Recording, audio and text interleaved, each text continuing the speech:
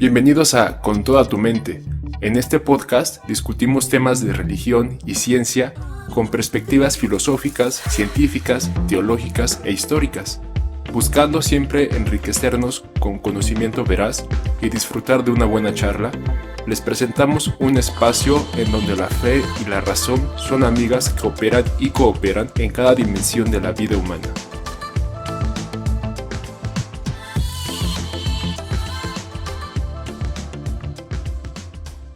Hola, ¿qué tal? Bienvenidos a una semana más de Con toda tu mente. Qué bueno que nos acompañan. Estamos aquí, Ángel y yo, como cada semana, presentando un nuevo episodio. Y bueno, tal vez este no sea completamente nuevo, sino que vamos a retomar el tema de la semana pasada, que estábamos hablando respecto a la evolución. Y si no has escuchado el episodio anterior, te lo recomendamos muchísimo, porque estuvimos reflexionando respecto a las posiciones del darwinismo, del neodarwinismo y de muchas otras cosas bien interesantes de las que nos habló Ángel. Y yo, como buen físico, solo hice preguntas incómodas. ¿O no, Ángel? Pues yo creo que ustedes nos pueden enseñar mucho en este aspecto de, por ejemplo, estamos hablando de las mutaciones, de cómo pueden ocurrir a nivel cuántico. Pero sí, o sea, el capítulo pasado estuvo muy rico en entender algunas cosas que a veces no aterrizamos bien en las escuelas o en las iglesias. Y pues yo creo que con esto que dejamos claro en la sesión pasada, podemos dar pie a lo que vamos a ver en este episodio, que ya es más acerca de posturas que no necesariamente aceptan la evolución biológica como hecho, sino que la cuestionan o incluso la rechazan por completo. Y pues me gustaría empezar con, yo creo que es la postura más actual en este debate de la evolución biológica, que es el llamado diseño inteligente.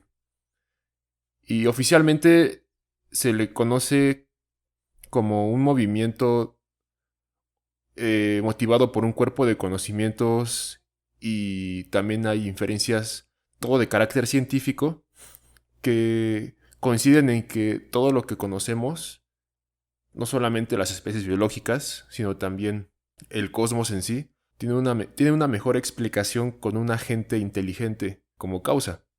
Y este movimiento yo considero que empezó desde milenios antes. Saben, en la carta de Pablo a los romanos, me queda muy grabado cómo Pablo da a entender que podemos conocer algunos atributos de Dios a través de la creación. Entonces yo creo que Pablo tenía bien en claro esta manera de pensar, de conocer a Dios o al Creador a través de su creación. Después lo retomaron algunos teólogos y filósofos en la iglesia primitiva, en la Edad Media, pero particularmente se le conoce a un personaje muy conocido, cuyo nombre es William Paley, como el padrino o el padre del diseño inteligente, ya que su argumento acerca de un reloj que encuentras en el desierto y le atribuyes a un relojero la creación de ese reloj, pues pegó mucho en aquel entonces para defender la idea de que hay un creador detrás de todo lo que conocemos en el cosmos. Vaya, no hablamos aquí de relojes, sino de especies, ¿no? Entonces, Okay. esa es básicamente la definición y, como de manera muy breve, el origen de este pensamiento del diseño inteligente. Y antes de seguir, quiero remarcar que solamente se limita a dar a conocer esta inferencia de que hay una mejor explicación con una causa inteligente, pero no se pretende descubrir la identidad de ese agente inteligente. Hay muchas posturas. Algunos dentro de este movimiento piensan que son extraterrestres, o que hubo panspermia, o que incluso se consideran agnósticos, no les interesa. Pero también hay muchos teístas en este movimiento. Pero eso ya es más allá del alcance científico del cual está compuesto este movimiento, ¿ya?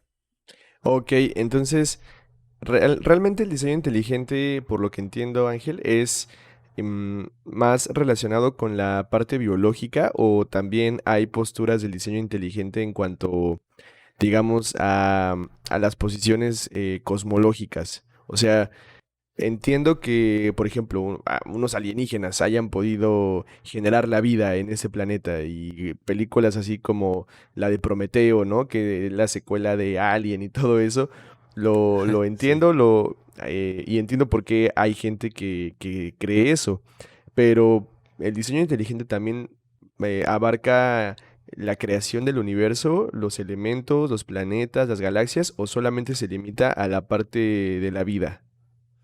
No, fíjate que sí abarca casi todos los cuerpos o ramas de la ciencia que tenemos actualmente, pero comenzó principalmente como una respuesta al materialismo que componía la evolución biológica darwiniana. O sea, en un principio era más motivado por cómo la evolución darwiniana descartaba totalmente a Dios para explicar la diversidad de especies y por lo tanto entró este movimiento, junto con el creacionismo que luego veremos después, para contraponerse y digamos, hace algunas décadas yo considero que tomó más peso también en otras ramas como la cosmología, especialmente en cuanto a el llamado ajuste fino del universo y también muy particularmente en cuanto al Big Bang. O sea, considerar que el universo tuvo un principio y que está ajustado finamente en sus constantes universales que ya tú sabrás mejor para que pueda dar vida.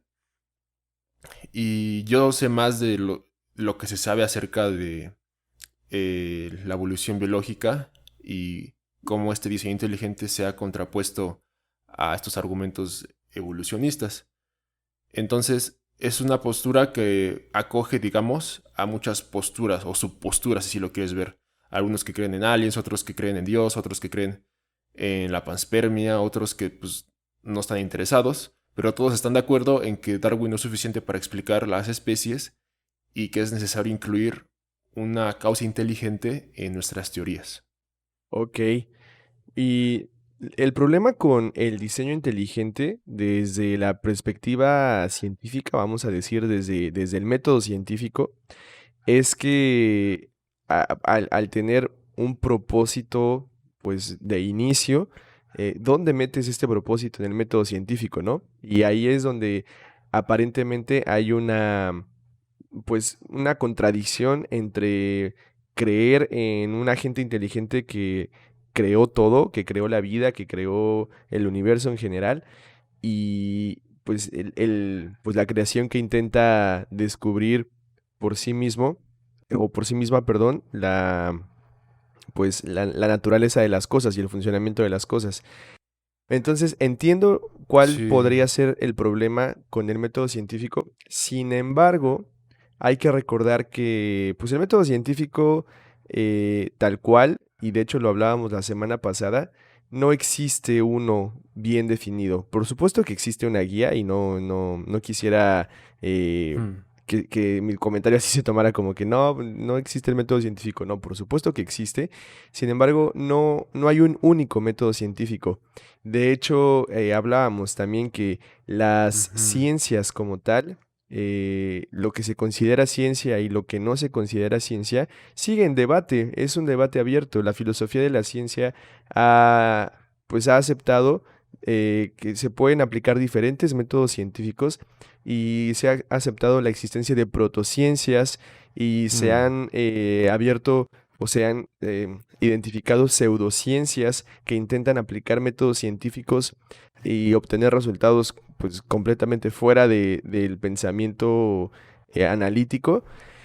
Y por otra parte, Claro. pues tenemos el diseño inteligente que intenta cuadrar la ciencia, pero con la perspectiva de que existe un ser sobrenatural, más inteligente, más capaz, con otras habilidades que desconocemos, pues que lo ha creado todo.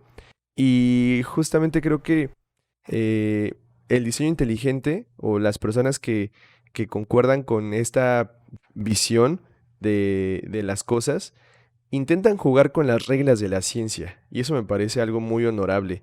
Sin embargo, la ciencia sigue siendo como el árbitro que Ok. juega a favor de un equipo y no tanto como del otro, ¿no? Sino que eh, sigue poniendo las reglas y trabas para que a pesar de que las personas que lo quieren tomar en serio, pues no lo puedan hacer. Y de hecho me contabas respecto a un juicio, ¿no? Que hubo. eh, Mm. y a ver, ¿por qué no nos cuentas un poquito esa historia, Ángel, antes Sí, de entrar en el siguiente tema? sí, claro. En el debate del diseño inteligente contra evolución se ha visto más fuerte en Estados Unidos y hubo un juicio muy conocido hace algunos años respecto a una escuela que quería incluir o cambiar, si no mal recuerdo, algunos temas o materias vistos en clase de evolución biológica para darle más pie a explicar, bueno, a estudiar el diseño inteligente. Pero eh, incluso los mismos partidarios de este movimiento del diseño inteligente estuvieron en contra de esto, debido a que cambiar la currícula de una escuela no es poca cosa, o sea, se debe de hacer de manera muy prudente, con mucha cautela. Pero los jueces y algunos profesores aprovecharon esta oportunidad para etiquetar al diseño inteligente como un movimiento religioso más allá de un movimiento científico y por lo tanto hacer el estigma social de que es más como basura intelectual y con un poco de religión que no vale la pena consultar. Y en este juicio, pues honestamente, al revisarlo con detalle, se puede ver que fue más una intención política, digamos, una agenda tal vez pro-evolucionista, más allá de buscar una correcta metodología para legislar la educación científica.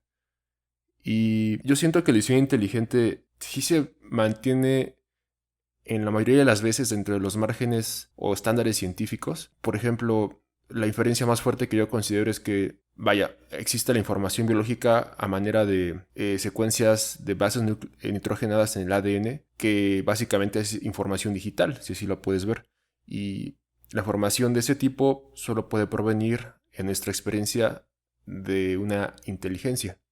Sí, claro, como si una inteligencia se intentara comunicar con nosotros o hubiera Sí, intentado dejarnos eh, trazas de que está presente, de que existe, de que nos creó sí. y de que al ser capaces de comprenderlo es una prueba de que existe y no por el contrario es una refutación de que no existe, ¿no?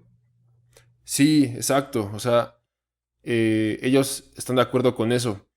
Y ya para el siguiente paso de, bueno, ahora esa inteligencia, ¿quién es o cómo es? Se lo dejan ya a otros campos como, no sé, la filosofía, la teología, la moral.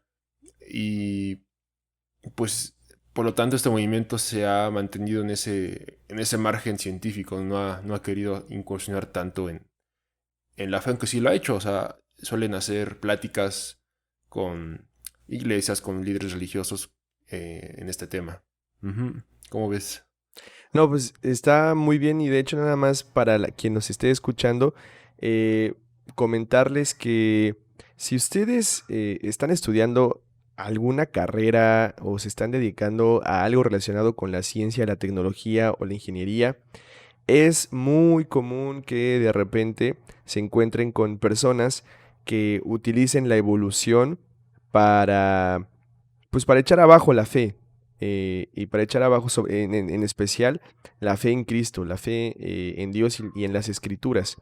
Sí, Y pues nada más queremos decirles que hay un montón de personas que se están tomando la ciencia en serio. Uno de ellos, y me queda clarísimo, es Ángel, que se está tomando la ciencia bien en serio, que está jugando con las reglas de este juego de la ciencia, del método científico, y que están intentando cuadrar, que están intentando acoplar la fe y las convicciones que él tiene espirituales y eternas con el trabajo científico y para nada entran en contradicción. por el contrario, se enriquece y se llegan a nuevas visiones, nuevas perspectivas, como lo es el diseño inteligente. Entonces, creo que si han entrado en alguna duda o en algún problema, en algún debate, deberían checar esta posición. En YouTube hay un montón de cosas al respecto del diseño inteligente. John Lennox es un conferencista que Uy, está sí. siempre debatiendo y siempre pues haciendo y participando en este tipo de confrontaciones académicas bien fuertes contra Richard Dawkins, contra John Atkins y un montón de ateos que combaten el diseño inteligente, y pues ahí hay un montón de argumentos y de razones por las cuales uno no debe de pues negar la fe simplemente porque hay una teoría que dice que Dios no es necesario para la vida. Por el contrario, la ciencia tiene que apoyar a Dios. Si ustedes creen en Dios, entonces la ciencia debe apoyar la existencia de Dios. Y ahí debe estar claro, debe ser algo evidente y natural. Y pues para nosotros, por supuesto que está ahí. Sí, por supuesto.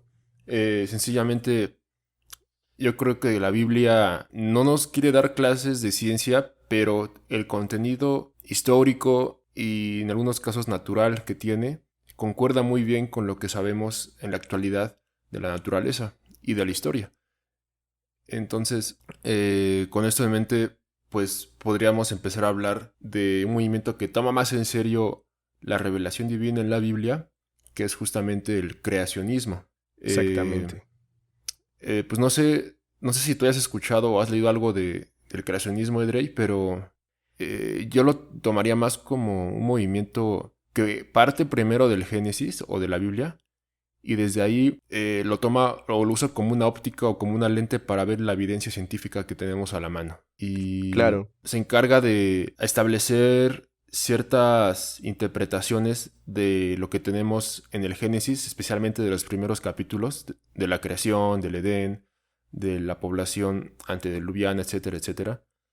Y entender cómo podría encajar la evidencia geológica, histórica, antropológica con estos relatos. Bueno, a mí me parece un movimiento, yo me considero creacionista, pero dentro de este movimiento hay otras también, hay otras subposturas o interpretaciones que derivan especialmente de los primeros 7 días de la creación, ya que algunas personas que toman una interpretación más respetuosa y literaria de esta porción del Génesis consideran que los días de la creación fueron días literales, o sea, días de 24 horas, días terrestres.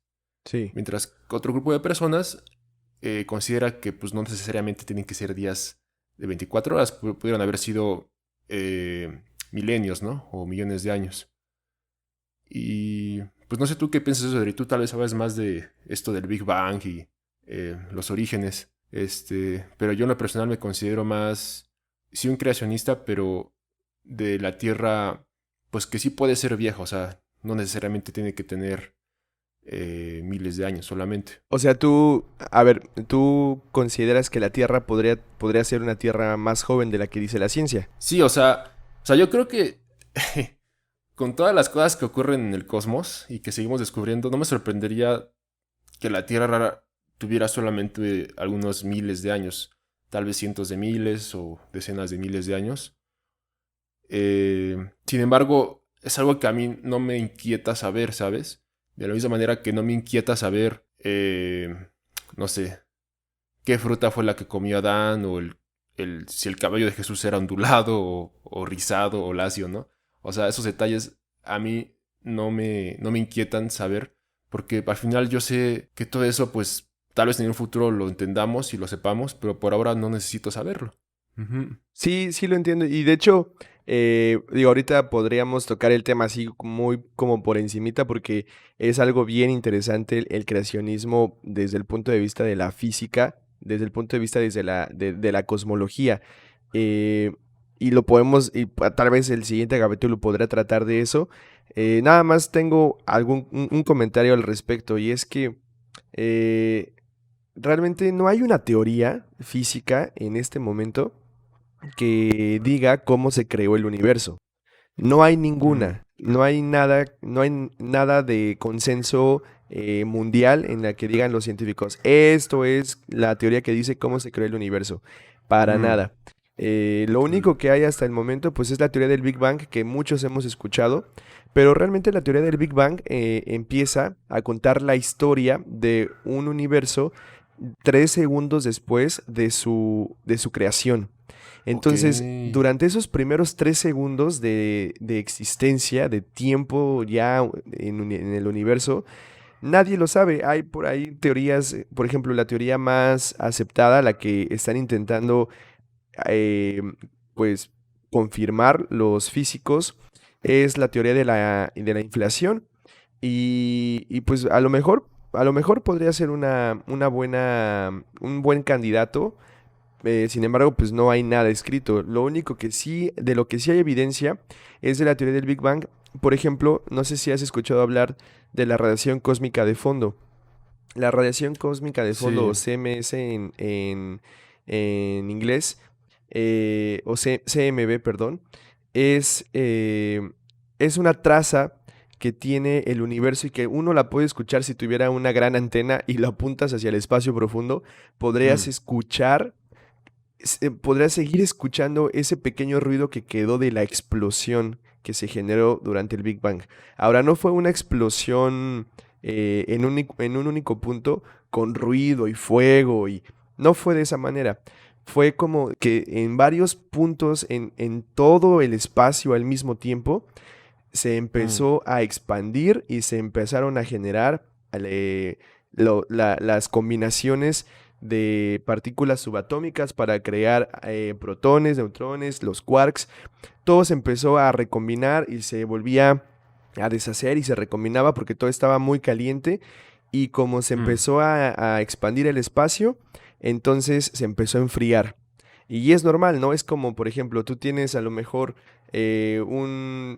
una bolita de masa muy caliente, pero cuando la empiezas a expandir, la empiezas a hacer tortilla y la empiezas a expandir, expandir, expandir, expandir, expandir, pues empieza a enfriar y es normal porque el calor pues se disipa. Entonces, lo mismo sucedió en el universo. La gran tortilla del universo se empezó a expandir hasta el punto en el que en este momento lo único que escuchamos es esa traza de la explosión original. Y yo soy físico y creo que existió el Big Bang, pero y eso va para quienes nos estén escuchando, el Big Bang no cuenta la creación del universo. Empieza 3 segundos después de la creación y la física hoy en día no tiene una respuesta para cómo se creó el universo. Entonces no hay ninguna contradicción entre saber que el Big Bang fue como lo están diciendo en la ciencia, en la física, y seguir creyendo que Dios creó el universo. Y yo también me wow. considero creacionista y creo que la ciencia tiene un papel en encontrar los métodos los métodos naturales y los fenómenos a través de los cuales se pudo realizar la creación en general. No estamos diciendo por qué ni para qué se hizo, simplemente estamos dando una respuesta al cómo se hizo, cómo probablemente sucedió. Pues al respecto, Ángel, de hecho tienes mucha razón, o sea, ¿por qué es necesario conocer el, de dónde viene el universo o por qué es necesario saber cómo se creó? Bueno, son preguntas que a lo mejor sirven solamente para responder una buena conversación o para animar algo Ok. o para despertar el interés en una buena plática, pero creo que más allá de eso, si, si conocemos el pasado, entonces podríamos saber hacia dónde vamos de manera general y de manera física, me refiero al mundo físico. Eh, Sí. Conocer el pasado es al mismo tiempo poder prever el futuro. Estoy hablando como desde la perspectiva física, pero me queda Mm, claro, Ángel, y eso también creo que ha ayudado mucho a mi fe. Me queda claro que Dios está fuera de las leyes que Él creó. Entonces, Él pudo haber creado un universo que pareciera que tuviera millones de años de existencia cuando realmente pues habría tenido algunos cuantos milenios o algunos cuantos cientos de años y mm, comenzar a hacer funcionar las cosas como si fuera viejísimo, pero pues no tenía tantos años en realidad. Y por esa razón, eh, no sé si te has preguntado cómo es que datan la edad de la Tierra. La edad de la Tierra se data a través de pruebas geológicas, pero sobre todo Sí. a través de pruebas radiactivas. Se agarran los elementos que se sabe que son radiactivos y se mide su vida media. Y con base en la vida media y con base en lo que se sabe y cómo se desintegran los elementos, pues se calcula esa edad, y más o menos se puede decir que se tienen millones de años, pero realmente no, tampoco hay un consenso de cuál es la edad de la Tierra. Hay estimaciones, algunos hacen unos Sí. cálculos y dicen que son 6.000 millones, perdón, 6 millones de años, otros dicen que pueden ser 3.000 millones de años, y que el universo tiene 3.7 millones de años. En fin, hay no hay un consenso establecido, pero se habla de millones de años de existencia. Entonces, pues Mm, cuando las cosas salen mal, solo le quitas un par de millones, se lo aumentas otros cuantos y no te afecta en nada, como dices, no me afecta en nada que tenga 1.000 millones o 13 millones, igual fue hace un montón. Bueno, pues realmente en eso está la física. La física está esforzándose por saber de dónde venimos y hacia dónde vamos, de manera material y completamente material y completamente física. Entonces, hmm, creo que, creo que así mi posición como físico creacionista es el mecanismo del Big Bang está probado, que existió, que fue así, y no entra en contradicción con mi fe en la creación por parte de Dios. Entonces, no, el creer en el Big Bang, bueno, no creer, sino el reconocer la teoría del Big Bang como una teoría aceptable científicamente, no entra en contradicción con mi fe en la creación, y en la creación por parte de Dios, en la creación divina, claro. porque no es para nada lo mismo, no están hablando de lo mismo, ni siquiera están hablando del mismo tiempo, ni en la misma época. Y si acaso, lo que hizo tal vez el ser humano a través del Big Bang es, pues, descubrir un poquito de cómo fue el mecanismo de la creación.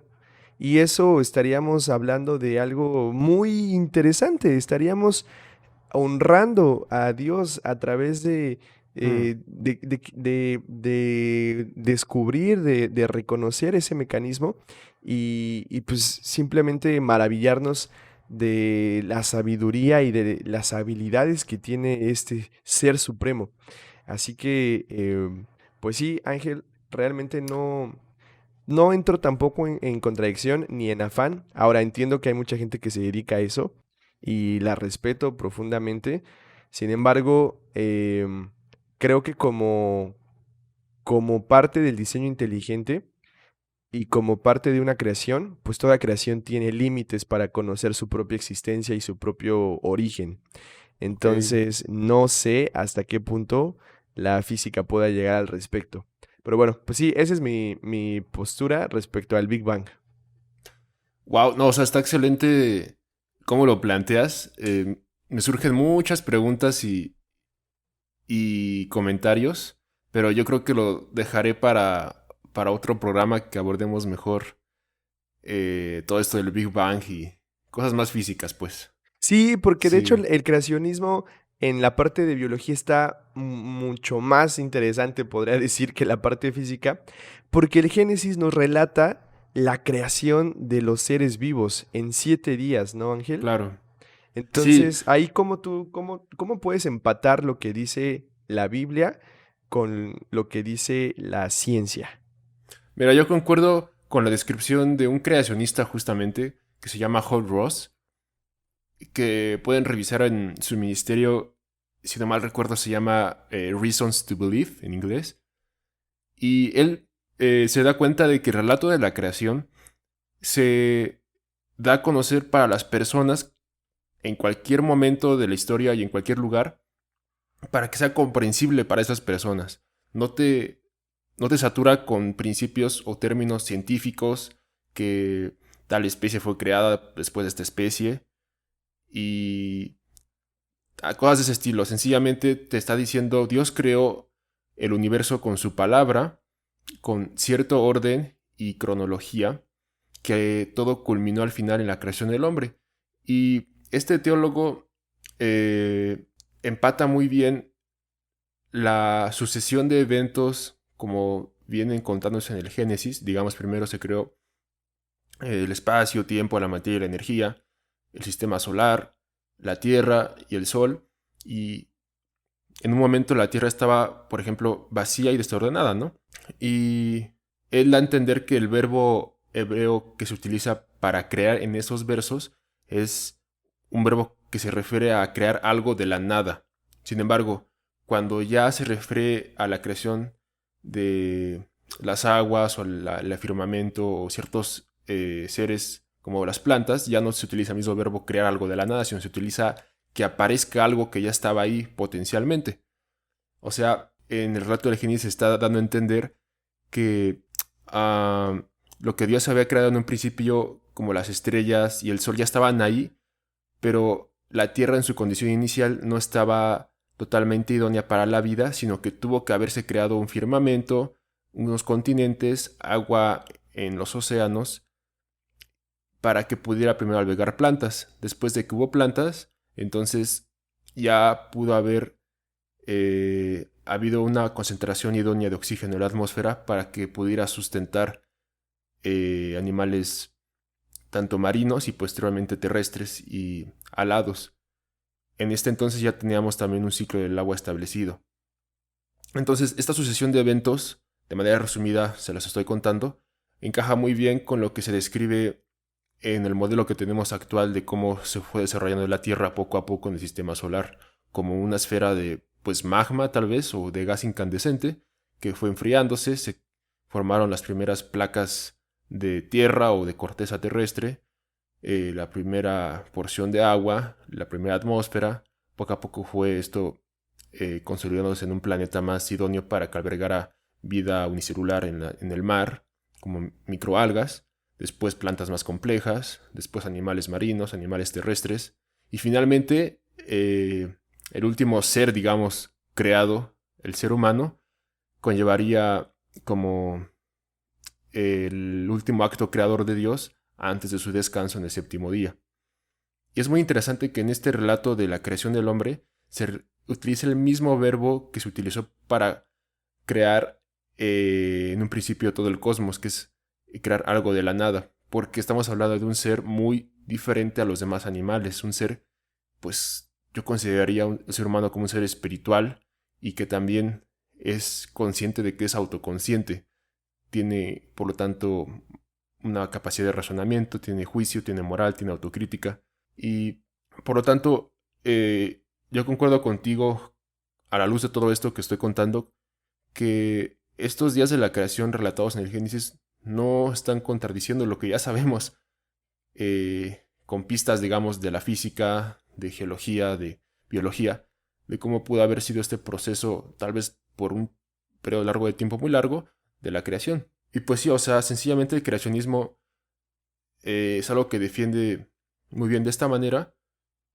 y contra la evolución darwiniana sostiene que pues en realidad no hay ancestros comunes, sino que Dios creó a todas las especies no como un solo árbol cuyas ramas fueran las especies originadas de una sola especie, sino que las creó como un huerto en donde todas fueron establecidas de acuerdo a su género y que a partir de esos géneros se diversificaron, fructificaron a diferentes razas, incluso subespecies o especies de un mismo género que podemos trazar hoy en día.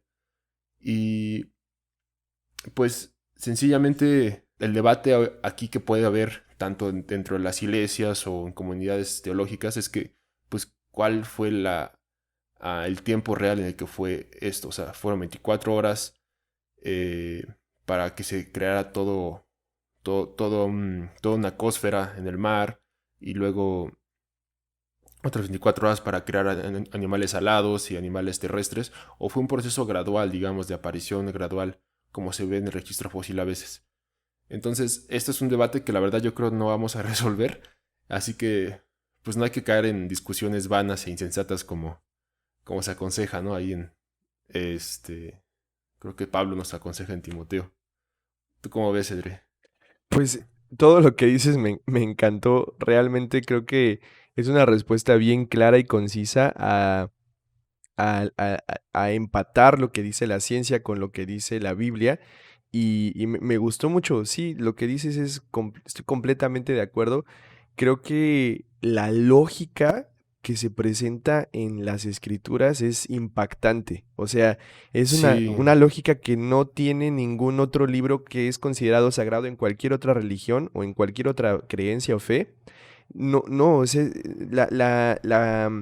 el relato de la creación es tan sensato, tan lógico, sí, con tanta cautela, pero al mismo tiempo tan resumido, como decías, tan digerible para todos los seres humanos, por muy intelectuales que sean, o un pescador, como lo eran los apóstoles, claro. cualquiera podía entenderlo y cualquiera sigue teniendo la capacidad de entenderlo.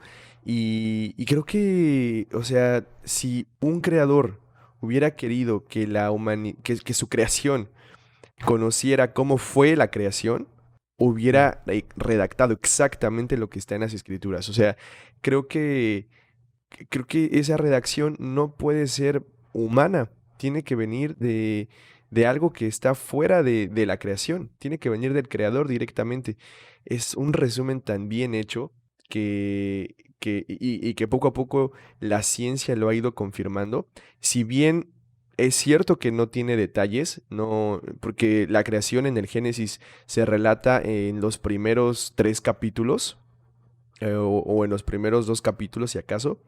Y pues son letras y son palabras contadas, son escasas las palabras, pero en la Sí, lógica y la secuencia que tiene, eh, pues la ciencia se ha encargado de llenar los huequitos. Entonces no hay por qué creer que hay una contradicción, por el contrario, cada vez ujú, más uno puede ver la confirmación de, de la escritura en la ciencia y no un alejamiento, por el contrario, es algo que se confirma y no es que se complemente porque la escritura no necesita ser complementada, sino que se respalda, ¿no? O sea, se sí, encuentran aún más razones para creer que la escritura dice y tiene palabras del creador. sí. No, o sea, como dices tú, es algo muy lógico, muy coherente, muy inteligible y digerible. Todo lo que vemos en el Génesis, cómo fue creado todo. Y sabes, yo cerraría esta parte diciendo que, como dicen por ahí, los científicos llegaron a una cima, escalando por mucho tiempo, que ya estaba ocupada por los teólogos miles de años antes. O sea, los teólogos ya sabían las respuestas a estas preguntas solamente basándose en lo que tenemos en las escrituras. Y los científicos, tomando en cuenta su método y su manera de hacer conocimiento, pues llegaron a la misma conclusión, con otra vía, pero que es la misma que tenemos en las escrituras.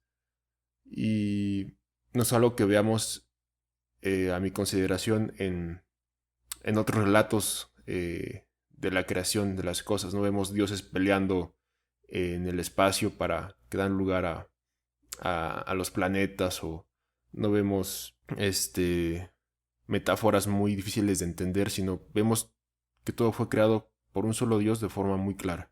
Sí, claro. Sí, Y además, otra reflexión que saco del Génesis es el primer trabajo que tiene el ser humano, el primer trabajo que Dios le da al primer ser humano que la tradición del Génesis lo nombra como Adán, es, es una labor científica, ¿no, Ángel? O sea, oh sí, Dios le pide a Adán que vaya y observe a cada animal creado, que lo caracterice y que le ponga nombre. O sea, dime si o no, eso es lo más científico.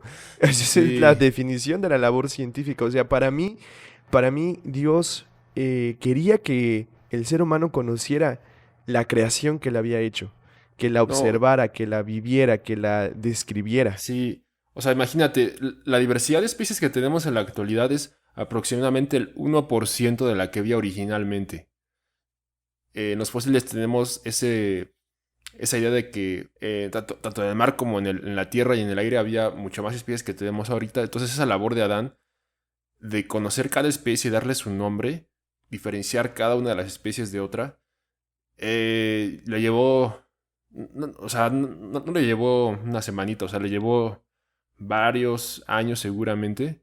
Por consiguiente, y creo que esto nos llevaría al siguiente punto, no creo que el Génesis apoye directamente ni sustancialmente la evolución biológica como se nos ha enseñado en la actualidad, de plano. Ok, ahí hay un punto de ruptura, ¿no? Porque también hay que decirlo, o sea, no, nuestro objetivo no es romancear entre la fe y la ciencia y crear algo nuevo completamente, no. Hay que decirlo abiertamente, nuestro objetivo es mantenernos en nuestra convicción de que las escrituras es la palabra inspirada por Dios, Sí, que pues Dios es el creador del universo y de la vida y de todo lo que existe y todo lo visible y no vamos a modificar esas convicciones ni esa fe. Entonces hay que decirlo abiertamente. Hay una ruptura entre lo que dicen las escrituras a lo que dice el paradigma darwiniano del que hablábamos la semana pasada. sí, Entonces ahí, a ver Ángel, nos decías que sí se contradice, ¿no? Sí, sí hay una contradicción entre el paradigma sí. darwiniano y lo que dicen las escrituras. Sí, mira, este punto de encuentro es algo más, yo creo, filosófico, porque estamos encontrando el materialismo extremo contra, pues, el teísmo, que sencillamente es el materialismo de rechazar cualquier fenómeno que va más allá de lo material o lo natural, lo que puedes tocar y medir. Y lo teológico, pues sabemos que va más allá de eso, o sea, todo lo sobrenatural está totalmente descartado en el materialismo. Y por lo tanto, la evolución biológica, al basarse en este principio, en esta premisa, sí va a chocar en muchas cosas con la creación bíblica. Sin embargo, ha habido intentos tanto de científicos como de ministros o teólogos para reconciliar estas dos, ah, ¿cómo decirlo? Estas dos cuerpos de conocimiento para equipararlos en cierta manera, balanceando ciertos elementos de ambos para conciliarlos, para decir, bueno, tal vez sí hay evolución, tal vez Darwin sí le acertó en algunas cosas, pero también Dios creó todo, ¿no? Y tal vez Dios utilizó la evolución para crear la diversidad de especies que tenemos en la actualidad. Sin embargo, esta postura yo la respeto porque pues al final pretende mantener la tradición y la fe que se tiene en la creación bíblica, pero está quitándole el poder tanto de autor como de creador de Dios en las escrituras y en la creación en sí misma para pues explicar todo lo que conocemos y le da más poder a los elementos aleatorios y de leyes en la naturaleza, incluso por encima de Dios. Digamos, estás tratando de meter a Dios y lo que te está enseñando en las escrituras en tu cajita de, pues, de evolución, ¿no? Y al final sale algo muy raro, algo como híbrido, ¿no? Y pues ese es el problema que yo veo. Sí, claro, se inician las nuevas sectas, ¿no? Y se mancha, al final de cuentas, se adultera la fe Sí, y no es, no es algo bueno realmente. sí, o sea, yo siento que tienes que hacer, lo remarco, como malabares mentales y espirituales si quieres mantenerte con las dos posturas al mismo tiempo. Ahora, eh, si realmente hubo evolución, quiero aclarar aquí, esa evolución tuvo que haber sido en cierta manera guiada y intervenida constantemente, no solo a veces, sino todo el tiempo por Dios, porque al hablar de evolución, es decir, la generación de nuevas especies a partir de una sola, estás creando información nueva que no se puede realizar con causas naturales, necesitas una causa creativa. Entonces, tendrías que tener razones ciertamente muy sólidas para argumentar el por qué Dios decidió hacernos, a final de cuentas, a través de este procedimiento o este proceso. Pero eso no es lo que se ve en el Génesis, se ve una creación de diferentes grupos de animales y al final culminando en el ser humano de manera especial. Y así lo dejo. Sí, Y Ángel, algo que dijiste que me gustó mucho ahorita fue que son dos perspectivas, pero que salen de la ciencia. Y no Sí, solamente sale de la ciencia el creacionismo en este punto de Dios creó todo, obviamente, y hay que decirlo con todas las palabras, eso no es método científico, eso es fe, y se llama fe, y tenemos fe que Dios creó todo, pero también la perspectiva filosófica del paradigma darwiniano de la evolución material así pura y completa, también sale de la ciencia, hay que sí, decirlo. O sea, hay que tener fe en que así se dio el mecanismo como lo dijo Darwin. Entonces, exacto. hay que decirlo, o sea, no solamente la fe en que Dios creó todo sale de la ciencia, o de este cuerpo de conocimientos que se hace a través de un método científico, sino también el creer tal cual en el paradigma de Darwin se sale de este cuerpo de conocimientos. Entonces, para las personas que nos estén escuchando, hay que tener fe en Darwin o se tiene fe en que, en que hay un creador de Sí, todas las cosas. por supuesto. Pero se pone fe y sale esto completamente de la ciencia. Entonces, para la próxima ocasión en la que les toque escuchar a algún evolucionista aferrado, pues díganle todo lo que escucharon en este programa y díganle que pues lo que él está decidiendo es poner su fe en este señor Darwin y en el mecanismo que creó. Y digo, no es nada en contra de Mr. Darwin, sin embargo, va en contra de quienes lo toman como bandera atea científica, cuando no, realmente hay que tener la misma cantidad de fe para decir que la evolución se dio tal y como Darwin y sus seguidores lo marcan y lo confirman, ¿no? Claro. Entonces, bueno, esa es una cosa. Y otra cosa que tenía que preguntarte antes de que, porque ya estamos cerrando el programa, pero antes de cerrar, Ángel, ¿qué onda con la selección natural?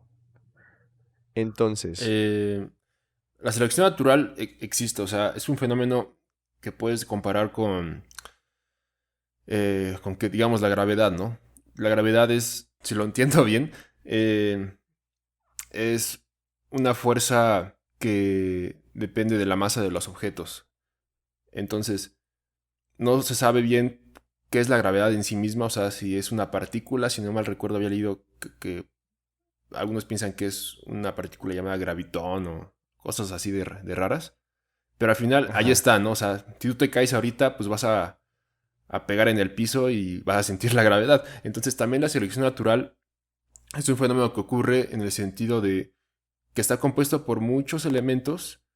Tenemos presión ambiental, factores ambientales, tenemos la lucha de las especies dentro de una población para sobrevivir, tenemos la eficiencia biológica de cada individuo en la población para reproducirse y dar lugar a más descendencia que lleve sus genes, cosas de ese estilo. Y la selección natural está ejerciendo esa presión ambiental sobre esas especies o esas poblaciones para, al final de cuentas, como dice su nombre, seleccionar aquellos eh, fenotipos cuyo genotipo, es decir, sus genes estén asociados a un conjunto de características más adaptadas a ese medio. Como el ejemplo que les decíamos, o sea, si ahorita ocurriera una hambruna, aquellos que son más, tienen más recursos en su cuerpo almacenados van a sobrevivir contra Más aquellos gorditos. que, exacto, exacto, exacto, por no decir eso, contra nosotros que estamos delgados y, bueno, tú no tanto, yo sí, y... Ya después de la pandemia sí sobrevivo. No, o sea, imagínate, o sea, la pandemia es un ejemplo que podemos tomar incluso. Hay gente más vulnerable a este virus por ciertas condiciones de salud previas que tenían. Entonces, probablemente no vemos el efecto tan fuerte de la selección natural en un futuro, pero si hacemos un estudio exhaustivo, tal vez si veamos un cambio sutil en la frecuencia de genes, tal vez, o de fenotipos asociados, que, digamos, que están asociados con diabetes, con obesidad, con hipertensión, ya que esas características te hacen más vulnerable a este virus.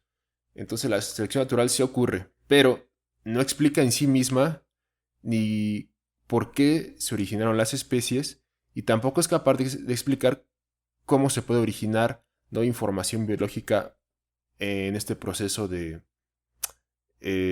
pues de mutaciones y herencia de esta información de una generación a otra, que al final pues también ocurre, pero no es capaz de explicar esta infusión de información que se necesita para generar nuevas especies. Vaya, es como si te dijeras, existe la gravedad, pero yo creo que la gravedad puede, si dejas caer muchas rocas o muchas piezas, pues crear un reloj, ¿no? Con esa colisión. Pues no, Ah, qué buena analogía. sencillamente ese fenómeno tiene un límite. Y al final, si juegas con la gravedad, pues al final te vas a quedar sin energía potencial. Quieres volver a mover las piezas que dejaste de caer por la gravedad, vas a necesitar más energía, vas a necesitar de tu ingenio para acomodarlas. Entonces, no hay manera. O sea, es un callejón sin salida. Claro. Sí, lo entiendo perfectamente. Así como lo pusiste, en términos físicos está más que claro. O sea, Claro. la selección natural es la interacción de la vida con su entorno. Ándale. La interacción de la vida con la presión, con la temperatura, con los otros elementos, con los conflictos de las poblaciones, con la escasez, con la hambruna, con Sí, un montón de cosas, ¿no? Con el clima. Entonces, sí. clarísimo, clarísimo, me queda muy claro lo de la selección natural, que no entra en contradicción para nada con la creación divina. Simplemente es ponerle play a la interacción de la vida con su entorno. Exacto. Exacto. Sí, ya, ya, Órale, ya la pescaste ahora sí. órale, perfecto, ahora ya me quedó clarísimo. Y pues prácticamente creo que ya tocamos todos los temas que teníamos planeados, ¿no, Ángel? Sí, la verdad podríamos hacer episodios y episodios de cada uno de estos temas, pero yo considero que es bueno que también consultemos cada uno en particular estas fuentes. Aquí mencionamos algunas, para que cada uno tenga su propia idea y al final en la discusión y en el diálogo que tenemos, como en este caso tú y yo, pues nos enriquezcamos y pues se deje para más en el futuro, ¿no? Entonces yo creo que por ahora está muy bien, o sea, lo que platicamos ahorita, pues esperemos les sirva a ustedes, como dice Drey, en conversaciones o en cualquier situación en el futuro, en la escuela o en la iglesia. Sí, Exactamente. Y pues sí, fue con mucho cariño y con toda la intención de que estas pláticas les sean útiles para convencerse cada vez que no hay que cometer suicidio intelectual. Si es que a ustedes les gusta lo intelectual, les gusta la ciencia, les gusta lo tecnológico, no hay que cometer suicidio en esa parte de nuestra vida porque como hemos estado viendo, la ciencia termina la ciencia bien establecida y la ciencia bien hecha termina por sustentar y por apoyar, pues lo que dice la escritura desde el inicio. Entonces, pues así que pues no se desanimen, échenle ganas y pues mientras tanto aquí vamos a seguir Ángel y yo platicando de más temas tanto de ciencia como de la escritura, como de la vida cristiana en general. Y pues a lo mejor ya la próxima semana toca un temita de física o algo así, ¿no, Ángel? sí, por supuesto. Aquí estaremos hablando de temas biológicos, físicos, también bíblicos, teológicos en algunas ocasiones. Nuestra área de expertise o en la que fuimos formados pues es más biología y física, pero pues como cristianos nos gusta mucho también inquirir en las escrituras y pues al final esto lo hacemos para que sea de bendición para ustedes y esperamos en un futuro pues recibir retroalimentación para algún tema que quieran que hablemos, pues con todo gusto lo hacemos. Exactamente. Sale, Ángel, pues como siempre es un gusto platicar contigo, hermano. Estuvo muy, muy, muy interesante todo lo que dijiste y aprendí un montón. Muchas gracias. No, pues a ti por escucharme y por estar dispuesto a saber de biología. Ya me tocará a mí estudiar, saber un poco más de física. Perfecto. Así que pues Sale. yo me despido y pues gracias a todos. Nos vemos. Sale, Ángel, nos vemos. Adiós. Esperamos que les haya gustado este episodio y los invitamos a seguirnos en nuestras redes sociales y asimismo suscribirse al canal para no perderse de los episodios y así juntos descubrir que es bueno amar a Dios con todo nuestro corazón, alma, fuerzas y con toda nuestra mente. Hasta la próxima.